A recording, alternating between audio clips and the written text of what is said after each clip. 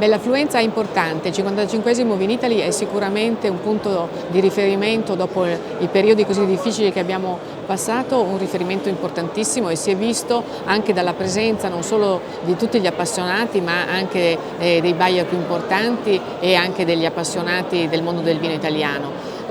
Qui noi ci rappresentiamo in maniera veramente eccezionale con un nuovo stand, con una nuova immagine e con dei video che raccontano davvero le colline eroiche di questa denominazione. E devo dire che il Vinitaly per noi è la terza fiera, siamo già stati a Parigi, siamo già stati a Provine, ma questa per noi è sicuramente la più importante. Essere qui in un contesto totalmente rinnovato, con delle immagini davvero accattivanti delle nostre colline, porta il visitatore ad entrare nel nostro mondo e quindi a conoscerlo ancora meglio. Qui ci sono tantissime etichette delle rive, dei cru, dei nostri millesimati, quindi significa che poi riusciamo a far capire la complessità della nostra denominazione anche in una fiera così grande e così importante. Devo dire che è una platea molto attenta, quindi se sta cambiando in positivo, in persone che sanno di avvicinarsi al Conegliano Valdobbiadene a un prodotto di grande qualità, che vogliono quel prodotto di grande qualità e che addirittura cercano anche quelli che sono il particolare dei terroir. Quindi cominciamo ad avere le persone che richiedono le rive rispettive di ogni nostra classificazione sulle colline e questo significa che questa grande attenzione porta anche a aumentare il valore del nostro vino e quindi poi a posizionarlo ancora meglio sui nostri mercati. Infatti abbiamo presentato, devo dire, il primo festival della letteratura del vino a livello europeo. È un festival che sarà abbinato ai momenti più importanti di degustazione della nostra denominazione, quindi all'evento iconico che noi facciamo ogni anno al Castello di San Salvatore per presentare le nuove annate. E lì verranno abbinati proprio la presentazione di libri della cultura del libro del vino con grandi autori ma anche con grandi giornalisti. Sostenibilità e giovani, due parole importanti per la nostra denominazione. Sostenibilità a cui ovviamente il Consorzio non può sottrarsi. L'importante era avere le idee chiare e dare concretezza a questa parola e l'abbiamo data attraverso questo incubatore dal nome Green Academy, dove abbiamo messo in modo coordinato e programmato le attività che il Consorzio intende fare nei prossimi anni,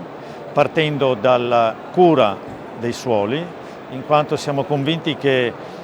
la mitigazione di quelli che sono gli effetti del cambiamento climatico, che purtroppo ormai esistono, passerà sicuramente attraverso un diverso modo di trattare i suoli, quindi abolire totalmente l'utilizzo di azoto chimico, ad esempio, per sostituirlo con azoto di origine organica. Vorrà dire maggiori attenzioni a quello che è anche la gestione poi della vite in se stessa, quindi maggiore equilibrio. La maggiore attenzione a quello che sono tutti i trattamenti che si fanno di difesa, quindi riduzione ancor più dove è possibile dei trattamenti di difesa, programmazione di quelle che saranno probabilmente le vere sfide climatiche, quindi un progetto con l'Università di Cantabria finanziato dalla Banca Prealpi che ci dicano cosa ci dovremo attendere nel 2030, 2050 e 2100. Quindi tutta una serie di attività che debbono portare nel giro di pochi anni a dei risultati concreti per dei fabbisogni reali che abbiamo e non ultimo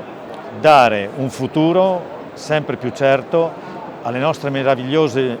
rive messe un po' in difficoltà proprio dalla mancanza d'acqua e da altre piccole perturbazioni a cui stiamo subendo. L'altra grande idea è quella di farci aiutare dai giovani che sono sempre maggiormente presenti nelle aziende. Probabilmente la nostra denominazione a livello nazionale è la denominazione dove c'è il maggior numero di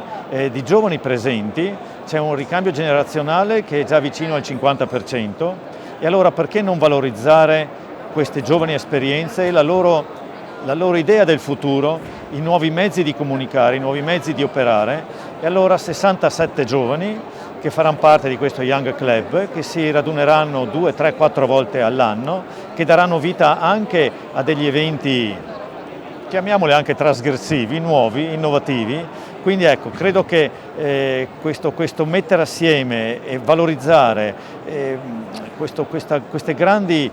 opportunità che i giovani possono dare sia un qualcosa che vuol guardare al futuro per la nostra denominazione.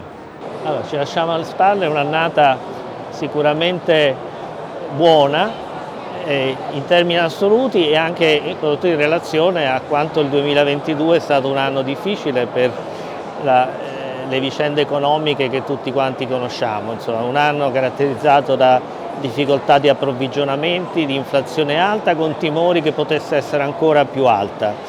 e con tutti quanti gli impatti che questo ha sulle scelte dei consumatori e sulla programmazione delle imprese. Nonostante tutto ciò, il 2022 ha confermato il risultato produttivo del 2021, quindi più di 100 milioni di bottiglie, il massimo che la denominazione può produrre,